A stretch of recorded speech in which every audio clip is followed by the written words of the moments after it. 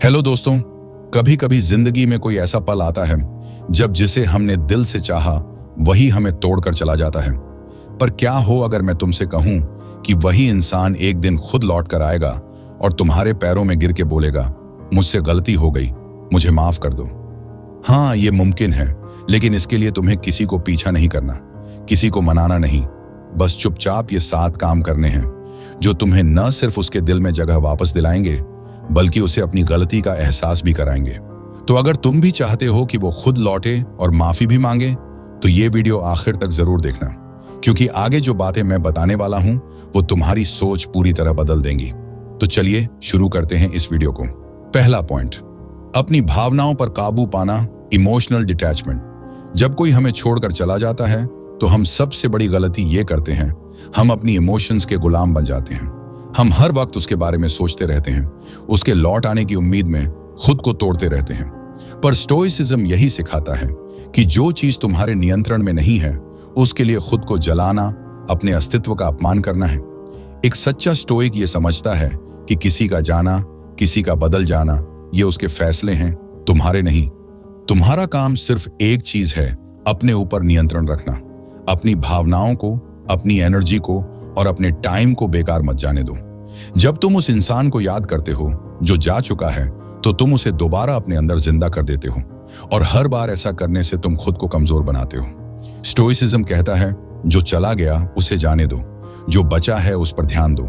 इसलिए अगर तुम सच में चाहते हो कि वो खुद लौट कर आए तो पहले अपने अंदर वो शांति पैदा करो जो उसकी गैर मौजूदगी में भी टूटे नहीं।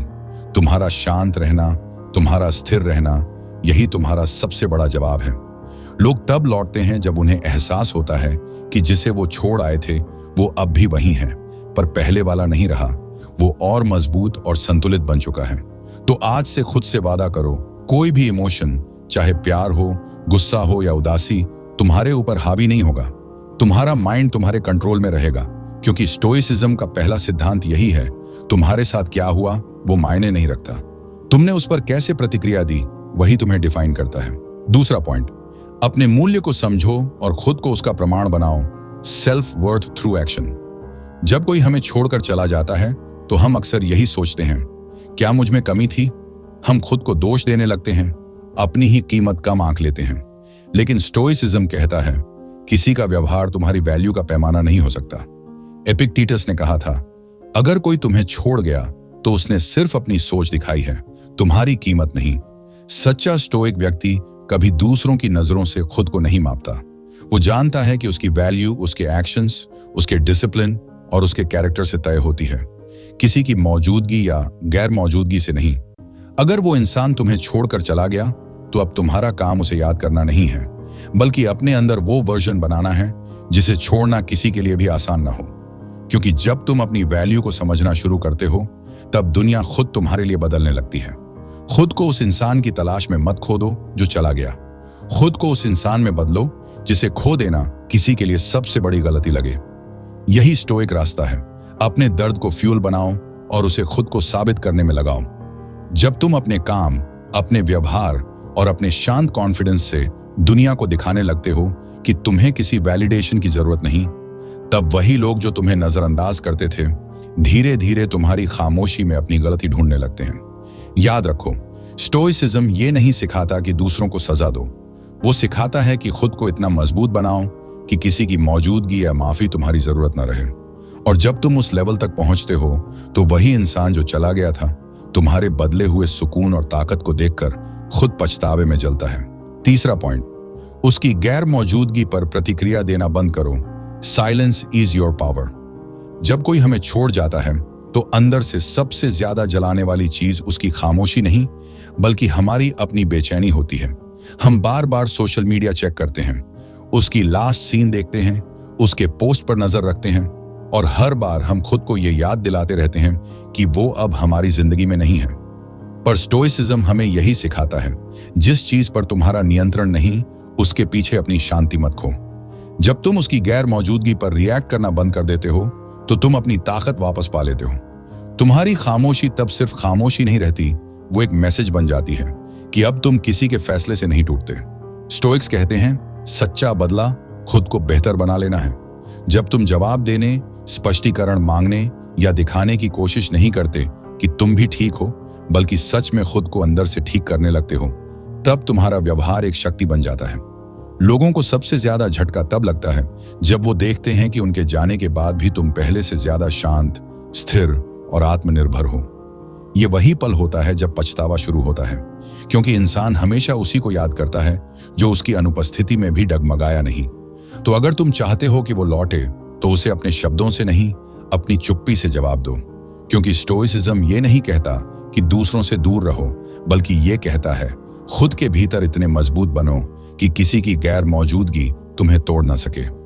जब तुम खुद पर इतना कंट्रोल पालोगे, तो उसकी बेचैनी शुरू होगी।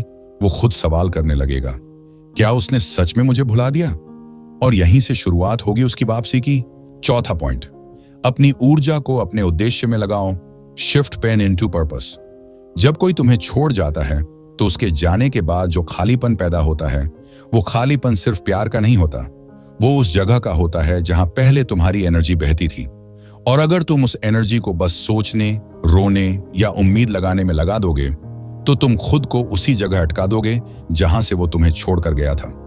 स्टोइसिज्म हमें सिखाता है, जो दर्द तुम्हें मिला है वही तुम्हारी अगली ताकत बन सकता है, अगर तुम उसे सही दिशा में लगाओ। एपिक्टेटस ने कहा था, जो भी होता है उसे वैसे ही स्वीकार करो जैसे होना चाहिए। इसका मतलब ये नहीं कि हार मान लो, बल्कि ये कि अब जो कुछ हुआ है उसे फ्यूल बनाओ, अपने काम, अपने लक्ष्य, अपनी ग्रोथ के लिए।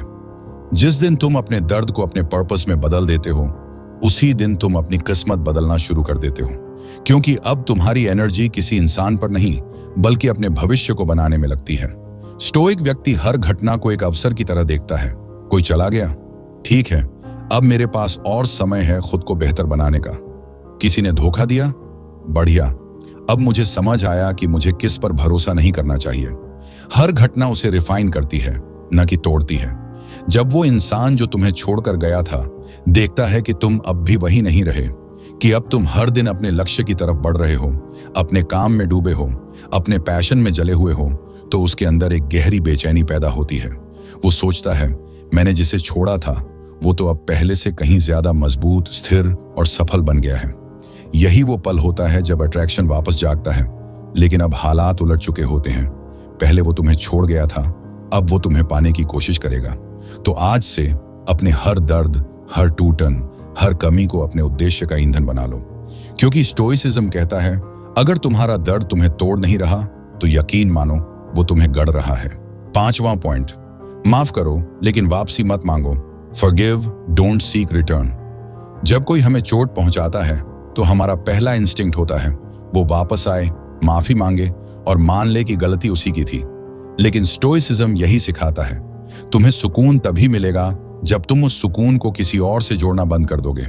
क्योंकि सच्चाई ये है, कभी कभी लोग माफी नहीं मांगते, कभी वो नहीं लौटते, और स्टोइक व्यक्ति इस बात को स्वीकार करता है।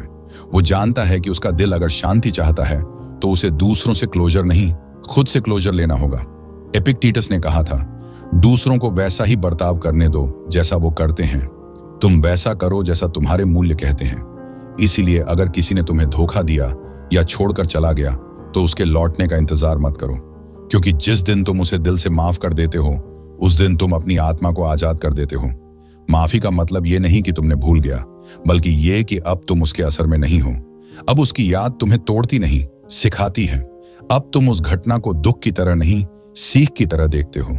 स्टोइक व्यक्ति बदला नहीं लेता, क्योंकि वो जानता है बदला वही लेता है जो अभी भी उसी दर्द में फंसा है। पर जो आगे बढ़ चुका है, उसे बदले की जरूरत नहीं होती, क्योंकि उसकी शांति ही उसका जवाब होती है। जब वो व्यक्ति जो तुम्हें छोड़कर गया था देखेगा कि तुमने उसे माफ कर दिया, पर फिर भी उसके बिना अपनी दुनिया बेहतर बना ली, वो भीतर से टूटेगा, क्योंकि उसे एहसास होगा कि तुम्हें उसकी मौजूदगी की नहीं, सिर्फ अपनी शांति की जरूरत थी। याद रखो, स्टोइसिज्म कहता है, forgive not because they deserve it, but because you deserve peace. मतलब माफी किसी और के लिए नहीं, खुद के सुकून के लिए दो। और यही वो पल होता है जब संतुलन पलट जाता है, क्योंकि अब वो लौटना चाहता है, पर तुम अब लौटने की जरूरत महसूस ही नहीं करते। यहीं से शुरू होती है असली आजादी, और वही स्टोइक शांति। छठा पॉइंट, अब वो लौटे या ना लौटे, तुम शांत रहो। Acceptance over expectation. ज्यादातर लोग दुखी इसलिए नहीं होते कि कोई चला गया, बल्कि इसलिए कि वो अब भी उम्मीद लगाए बैठे हैं कि वो लौट आएगा। और स्टोइसिज्म यही सिखाता है, उम्मीद जब किसी और से बन जाती है तब दुख तय हो जाता है। स्टोइक व्यक्ति जानता है कि इंसान का नियंत्रण सिर्फ 3 चीजों पर होता है, उसके विचार, उसके कर्म और उसकी प्रतिक्रियाएं। बाकी सब, किसने क्या किया, कौन लौटेगा, कौन नहीं, ये सब उस नियंत्रण के बाहर है। इसलिए अगर तुम सच में शांति चाहते हो तो सबसे पहले यह स्वीकार करो कि शायद वो कभी लौट कर ना आए, और अगर आए भी तो वही पुराना रिश्ता शायद पहले जैसा ना हो। इस सच्चाई से भागो मत, उसे स्वीकार करो। एक्सेप्टेंस का मतलब हार नहीं है, बल्कि ये सबसे बड़ी जीत है, क्योंकि जिस पल तुम वास्तविकता को वैसे ही देख लेते हो जैसी वो है, उस पल तुम इल्यूजन से मुक्त हो जाते हो। मार्कस ऑरेलियस ने कहा था, जो कुछ होता है वही ठीक है, क्योंकि वही प्रकृति की इच्छा है। यानी अगर वो गया तो शायद उसे जाना ही था, और अगर लौटेगा तो तब लौटेगा जब वक्त और तुम्हारी शांति दोनों तैयार होंगे। तो अब तुम्हारा काम ये नहीं कि उसके लौटने का इंतजार करो, बल्कि इतना स्थिर बनो कि उसका लौटना या न लौटना दोनों तुम्हारी इनर पीस को छू भी न सकें। जब तुम्हारा चेहरा, तुम्हारी आंखें, तुम्हारी बातों में किसी के लौटने की बेचैनी नहीं, बल्कि एक स्थिर शांति झलकती है, तब वो व्यक्ति जो तुम्हें छोड़कर गया था अपने अंदर एक अजीब सी बेचैनी महसूस करने लगता है। क्योंकि इंसान हमेशा उसी चीज की तरफ खींचता है जो शांत, दुर्लभ और स्वयं में पूर्ण हो। और वही स्टोइसिज्म का सार है, कुछ पाने के लिए नहीं, बस खुद में पूर्ण होने के लिए जीना। तो अब अगर वो लौटे तो अच्छा है, पर अगर ना लौटे तो उससे भी बेहतर, क्योंकि अब तुम्हें किसी इंसान की नहीं, अपने भीतर की शांति की जरूरत है। 7वां पॉइंट, अब तुम्हें उसे पाना नहीं, खुद को जानना है। Self realisation through detachment. जब तुम किसी को बहुत प्यार करते हो तो तुम्हारा पूरा ध्यान उसी पर टिक जाता है, उसकी बातें, उसकी यादें, उसकी आदतें। धीरे धीरे तुम खुद को भूल जाते हो, और जब वो व्यक्ति चला जाता है तो तुम्हें लगता है कि तुमने उसे खोया है, पर सच्चाई ये है कि तुमने खुद को खो दिया था। स्टोइसिज्म का अंतिम उद्देश्य यही है, अपने भीतर लौटना, क्योंकि वही जगह है जहां सच्ची ताकत, सच्चा सुकून और सच्चा प्यार रहता है। एपिक्टेटस ने कहा था, कोई इंसान तुम्हें तब तक नुकसान नहीं पहुंचा सकता जब तक तुम खुद उसे अपनी शांति का अधिकार नहीं देते। और यही वो बिंदु है जहां तुम समझते हो, किसी के लौटने या न लौटने से तुम्हारा जीवन अधूरा नहीं है, क्योंकि तुम खुद में पूर्ण हो। अब तुम किसी को अपनी भावनाओं का केंद्र नहीं बनाते, अब तुम अपनी भावनाओं के स्वामी बन चुके हो। अब प्यार तुम्हारे लिए कमजोरी नहीं, बल्कि समझ बन गया है। स्टोइक व्यक्ति का दिल ठंडा नहीं होता, वो बस इतना परिपक्व होता है कि अब वो जानता है कौन उसके जीवन में रहना चाहिए और कौन केवल एक सबक था।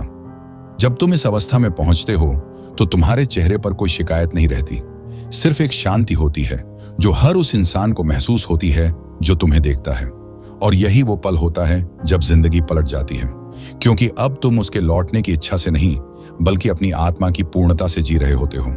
अब अगर वो लौटे तो वो तुम्हारी जरूरत से नहीं, तुम्हारी ऊर्जा से खींच कर लौटेगा, क्योंकि अब तुम वही इंसान नहीं रहे जो टूट गया था, तुम वो बन चुके हो जिसने अपने भीतर खुद को खोज लिया है।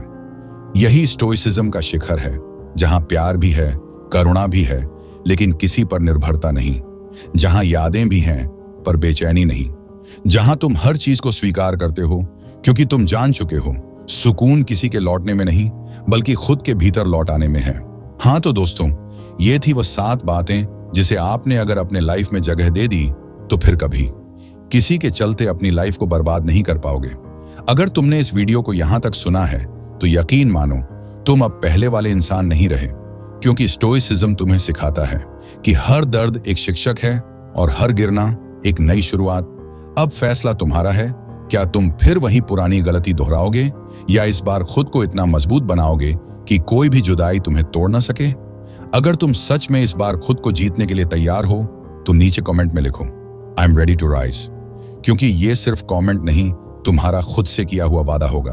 और हाँ दोस्तों, अगर तुम्हें ये वीडियो दिल से महसूस हुआ हो तो इसे लाइक जरूर करो, क्योंकि एक लाइक मेरे लिए नहीं, उन सब के लिए है जो खुद को संभालने की कोशिश कर रहे हैं। चैनल को सब्सक्राइब करो, क्योंकि यहाँ हम बात करते हैं मन, भावनाओं और इंसान की असली ताकत की, वो बातें जो स्कूल में नहीं सिखाई जाती पर जिंदगी में जरूरी होती हैं। तो मिलते हैं अगले वीडियो में, जहां हम फिर बात करेंगे दिल को समझने की नहीं, दिल को संभालने की कला की। धन्यवाद।